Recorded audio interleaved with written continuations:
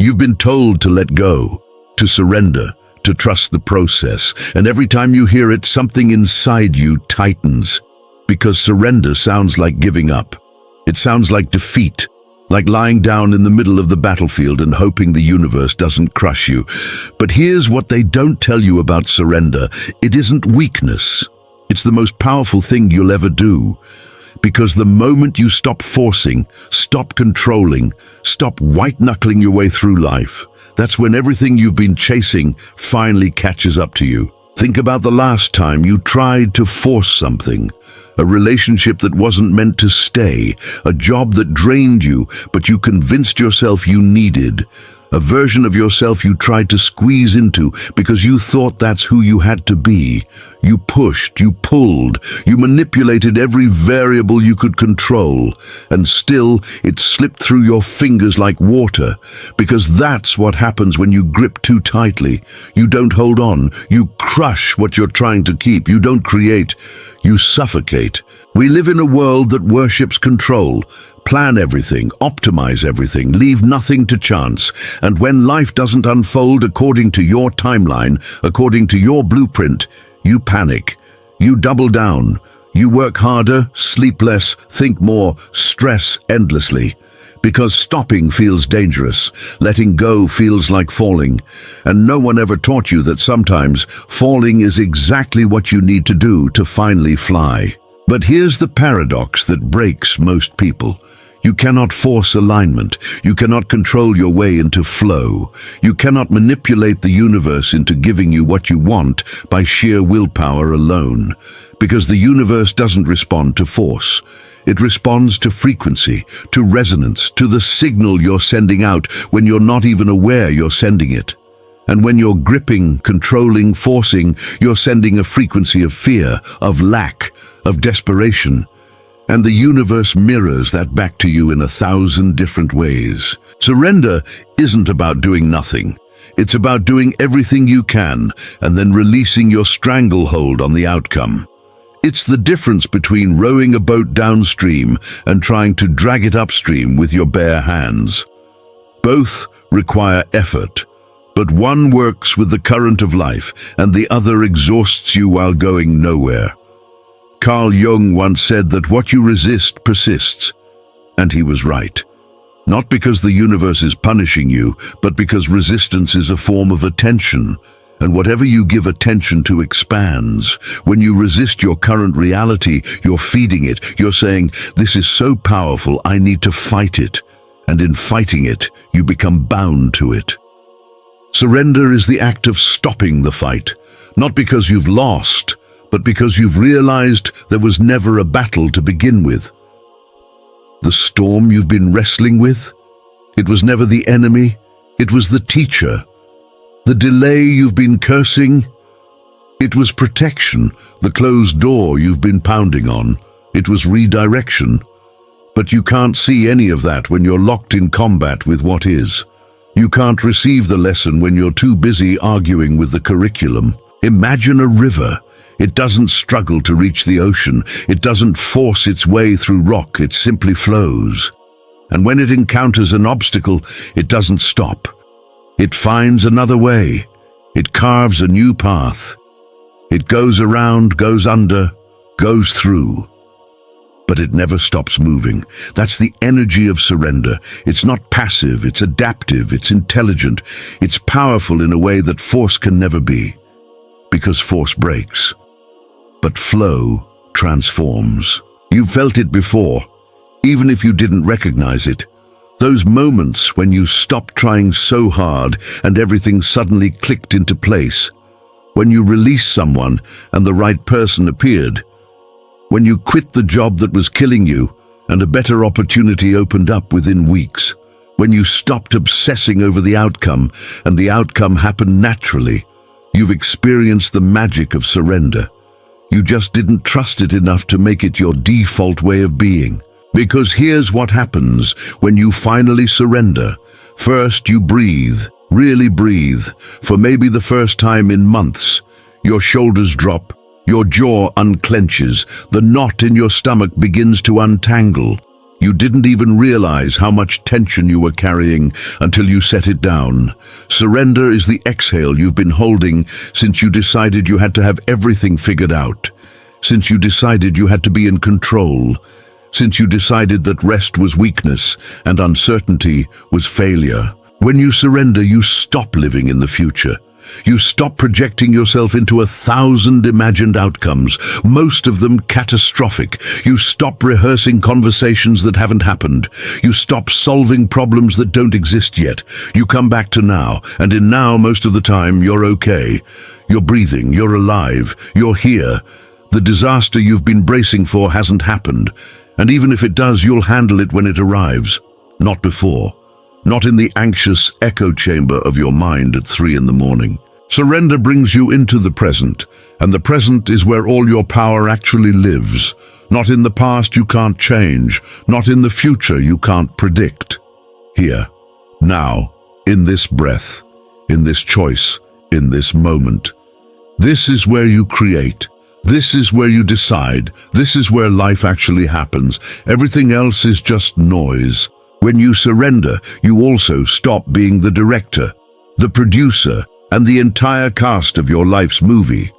You stop trying to control other people's choices.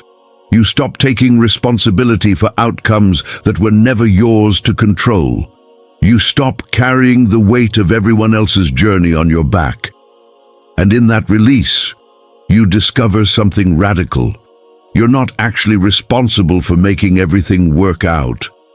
You're responsible for showing up, for doing your part, for being true to yourself. The rest is co-creation. The rest is trust. The rest is surrender. People think surrender means you stop wanting things. That's not it at all. You can still have desires, you can still have goals, you can still have dreams. Surrender doesn't kill your ambition, it purifies it. Because when you surrender, you stop wanting things from a place of lack. You stop chasing things to fill a void. You stop seeking external validation to prove your worth. Instead, your desires become expressions of who you already are.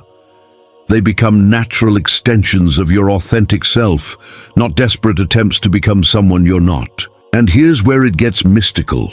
When you surrender, you align. You align with a frequency that most people never access because they're too busy forcing. You align with synchronicity, with flow, with the intelligence of the universe itself. Things start happening that you can't explain. The right person calls at the right time. The solution appears out of nowhere. The opportunity you didn't even know existed suddenly presents itself. Not because you manifested it through sheer force of will, but because you stopped blocking it with your resistance. The Stoics understood this. Marcus Aurelius wrote about accepting what is with grace, not because you're powerless, but because acceptance is the foundation of wise action. You can't respond skillfully to reality if you're still arguing with it. You can't navigate the present moment if you're lost in what you wish it was. Surrender is clarity. It's seeing what is without the distortion of what you wanted it to be. And from that clarity, you can actually move forward. You can actually make decisions that serve you. You can actually create change. Neuroscience backs this up too. When you're in a state of resistance, of anxiety, of control, your brain is in survival mode. Your prefrontal cortex, the part responsible for complex thinking and creativity, goes offline. Your amygdala, your fear center, takes over. You become reactive, defensive, narrow in your thinking. But when you surrender, when you release that grip of control, your nervous system calms. Your brain comes back online. You access creativity, intuition, insight. Solutions appear that were invisible to you before, not because they weren't there, but because you couldn't see them through the fog of fear. Surrender is an act of radical trust. Not blind trust, not naive trust, but trust rooted in the evidence of your own life. Look back. Really look. How many times did the thing you feared most never happen? How many times did losing something painful open space for something better? How many times did a detour lead you exactly where you needed to be, even if you couldn't see it at the time? Your life has already shown you that you're being held, that you're being guided, that there's an intelligence at work beyond your limited perception. Surrender is simply choosing to trust that pattern instead of fighting it. When you surrender, your relationships change. Because you stop trying to control people, you stop needing them to behave a certain way for you to feel okay. You stop contorting yourself to keep them happy. You stop abandoning yourself to avoid abandonment. You show up as you are, and you let them show up as they are, and if there's alignment, it's real. If there's not, you're free to release it without the drama, without the story that something's wrong with you or them. It just is what it is. And that's okay. Your relationship with time changes too. You stop feeling like you're running out of it. You stop measuring your worth by how much you accomplish in a day. You stop comparing your chapter 3 to someone else's chapter 20. You trust your timing. You trust your pace. You understand that you're not late. You're not behind. You're exactly where you need to be to learn what you need to learn. And when the lesson is complete, the next door opens. Not before. Not on your timeline. On the universe's timeline, which, frustratingly and beautifully, is always perfect. Surrender doesn't mean you become passive. It doesn't mean you stop taking action. It means you stop acting from fear and start acting from alignment. You still show up, you still do the work, you still take the steps, but there's a lightness to it. A grace. You're not pushing the boulder uphill. You're dancing with life. You move when it's time to move. You rest when it's time to rest. You speak when it's time to speak. You listen when it's time to listen.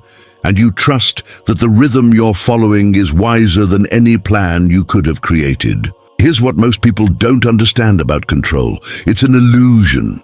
You never had it. You never will. You can't control the weather. You can't control the economy. You can't control what other people think of you. You can't control your body to the degree you think you can. You can't control when opportunities arrive or when they leave. You can control very little, actually. But what you can control is powerful. You can control your response, your energy, your focus, your integrity, your commitment to being who you say you are. That's it. That's the list. And when you surrender everything else, when you release your death grip on the 10,000 things you were never meant to control, you become free, truly free. And in that freedom, you become magnetic. Because people feel it. They feel the absence of desperation, the absence of neediness, the absence of manipulation.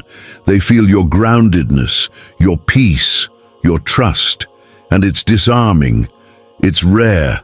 It draws the right people in and repels the wrong ones, not by force, by frequency. Surrender shifts your frequency from fear to faith, from lack to abundance, from resistance to reception.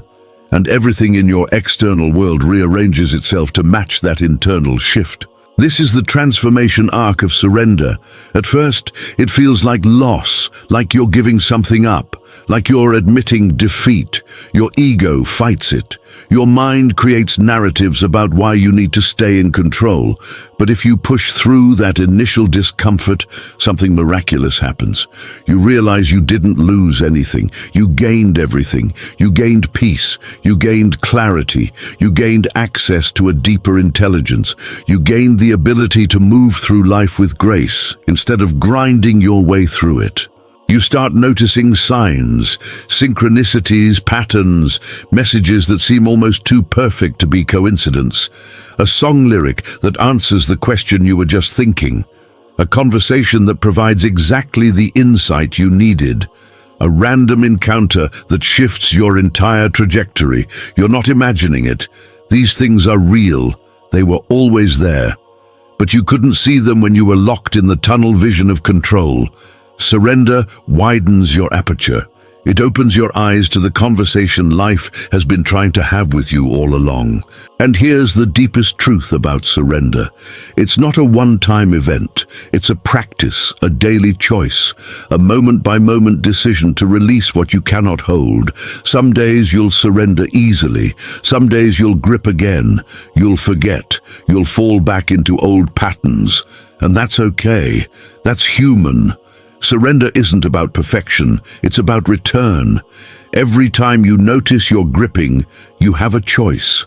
You can keep holding on, or you can open your hands again and again and again. That's the practice, that's the path. The universe isn't testing you to see if you're strong enough to control everything. It's inviting you to see if you're brave enough to let go, to trust, to flow, to surrender. And every time you accept that invitation, you step into a version of yourself that's more aligned, more powerful, more at peace than the version that was trying to control everything. This is the paradox. In surrender, you don't lose power. You claim it. Real power. The power to be present. The power to adapt. The power to trust. The power to let life live through you instead of constantly fighting against it. So ask yourself right now, what are you holding on to that's holding you back? What outcome are you trying to force? What person are you trying to control? What timeline are you white-knuckling? What story are you clinging to that no longer serves you? What if you just let it go? Not forever, not dramatically, just for today, just for this moment. What if you trusted that you're exactly where you need to be? That everything is unfolding as it should, that you're being guided, even when it doesn't feel like it? What if you surrendered to what is, and in that surrender, discovered what's possible? This is the invitation, not to give up, not to stop caring, not to become passive, but to stop fighting, to stop forcing, to stop exhausting yourself trying to control the uncontrollable. Trust the process, not because you've been promised a specific outcome, but because the process itself is the transformation.